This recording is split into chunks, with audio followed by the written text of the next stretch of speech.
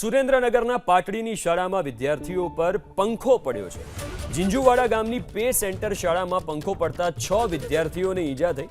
ચાલુ ક્લાસે પંખો પડતા વિદ્યાર્થીઓને માથાના ભાગે ઈજા પહોંચી છે। ઝીંઝુવાડાના આરોગ્ય કેન્દ્રમાં ડોક્ટર હાજર ન હોવાનો પણ આરોપ લાગ્યો છે। ઈજાગ્રસ્ત બાળકોને સારવાર માટે વિરમગામ દાખલ કરવા પડ્યા એવી સ્થિતિ સર્જાઈ।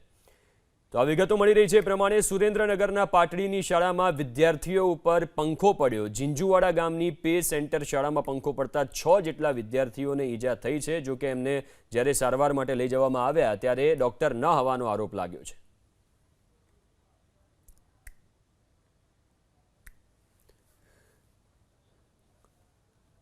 તો આપણી સાથે ભદ્રસિંહ વાઘેલા ફોનલાઈન ઉપર જોડાયા છે, જિલ્લા શિક્ષણ પ્રાથમિક અધિકારી। સર, આપનું સ્વાગત છે। સર, આજે ઘટના સર્જાઈ છે જેમાં 6 બાળકોને ઈજા થઈ છે। શું શાળામાં યોગ્ય સમારકામ નહોતું કરવામાં આવ્યું?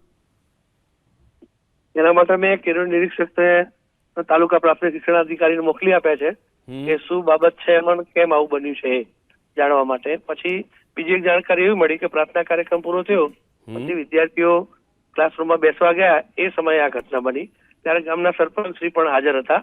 ગામમાં એ શાળામાં નવીન ઓરડાઓનું બાંધકામ થઈ રહ્યું છે। સીઆરસી કોઓર્ડિનેટર અને સરપંચ શ્રી પણ ત્યાં હાજર હતા, એટલે એમને પણ ખ્યાલ છે કે આ બાબતમાં કેવી રીતે શું બન્યું।